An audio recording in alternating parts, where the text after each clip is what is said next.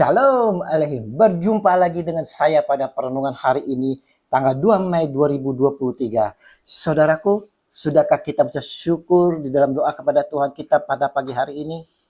Dan mulailah pagi hari ini dengan senyuman dan sapaan kepada saudara kita. Kita awali perenungan pagi hari ini, hari biasa pekan Paskah keempat di dalam tanda salib kita. Dalam nama Bapa dan Putra dan Roh Kudus. Amin. Hiduplah dalam kasih Sang Gembala kita. Bacaan liturgi hari ini diambil dari Kisah Para Rasul 11 ayat 19 sampai dengan 26 dan Injil Yohanes 10 ayat 22 sampai dengan 30. Saudaraku yang terkasih di dalam kasih Kristus.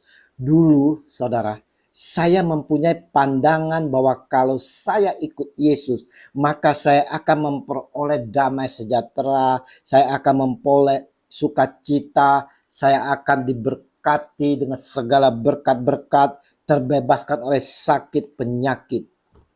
Namun setelah saya ikut Yesus dan dibaptis saudara, justru saya semakin kehilangan sukacita, kehilangan damai sejahtera. Hidup saya merasa semakin menderita saudara. Sakit pun sering berganti datangnya saudara. Hidup penuh kebimbangan dan putus asa. Apa yang saya alami waktu itu juga dirasakan oleh orang-orang Yahudi. Tidak lama kemudian tibalah hari raya pentasbisan Bait Allah di Yerusalem. Ketika itu musim dingin dan Yesus berjalan-jalan di Bait Allah di Serambi Salomo. Maka orang-orang Yahudi mengelilingi dia dan berkata kepadanya, "Berapa lama lagi engkau membiarkan kami hidup dalam kebimbangan? Jikalau engkau Mesias, katakanlah terus terang kepada kami." Yohanes 10 ayat 22 sampai dengan 24.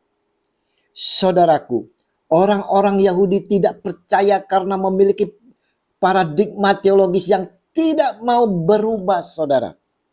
Mereka memiliki konsep Mesias yang sifatnya politis. Karena itu dengan paradigma Mesias yang politis ini saudara, mereka tidak mampu mendengar makna dan pengertian yang Yesus maksudkan. Yesus menegur ketidakpercayaan mereka. Yesus menjawab mereka, "Aku telah mengatakannya kepadamu, tetapi kamu tidak percaya.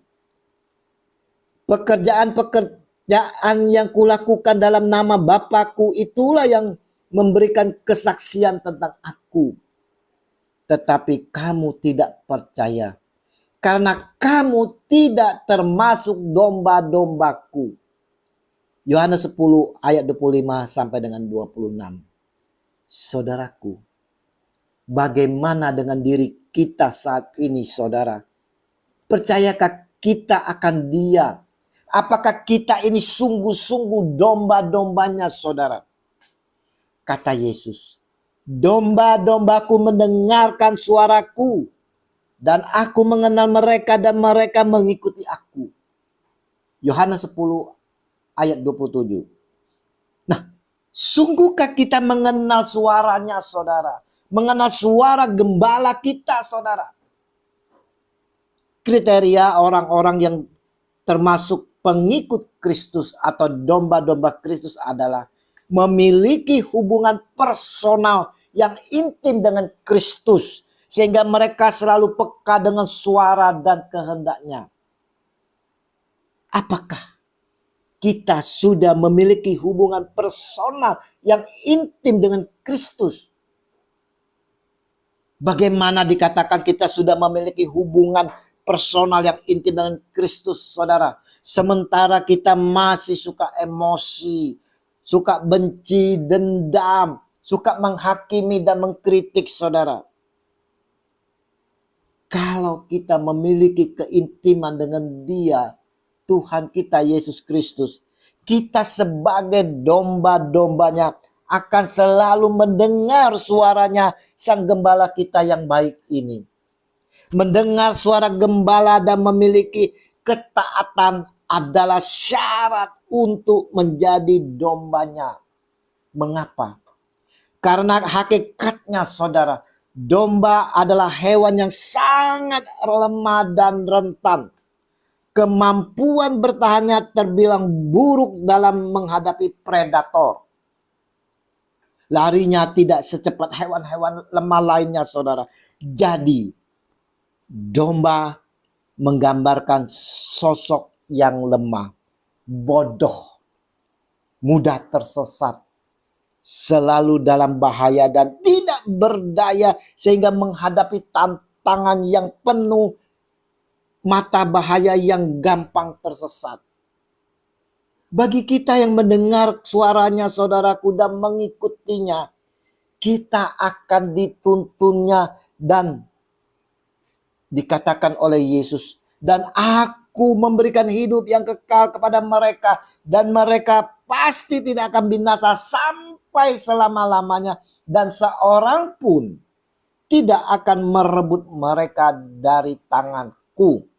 Yohanes 10 ayat 28. Saking lemahnya kita, saudara, saking tak berdayanya kita, kalau kita selalu mendengarkan suara gembala kita, maka kita akan dituntunnya, saudara. Kita akan dituntunnya, saudara. Kita akan diberikan suatu kelegaan, saudara. Kita akan diberikan hidup yang kekal. Mari saudara-saudaraku yang terkasih, melalui perenungan hari ini, kita mau lakukan hubungan personal yang intim lagi kepada Dia, Tuhan kita Yesus Kristus, Sang Gembala kita yang baik. Baik itu di dalam doa kita, saudara. Membaca dan mendengarkan firman-firman-Nya, meresapi dan merenungkan, serta melakukan firman itu sendiri. Kita mau selalu bersekutu di dalam persekutuan kasih Yesus. Baik di dalam lingkungan, wilayah, kombas maupun komsel, saudara. Pendalaman iman, pendalaman Alkitab, dan tentunya puncaknya, saudara, di dalam kehidupan kita adalah Ekaristi. Kita mau satukan hidup kita dalam pengorbanan Sang Gembala kita dalam perayaan Ekaristi. Kita pun akan bersatu dengan Bapa. Karena kata Yesus, aku dan Bapa adalah satu.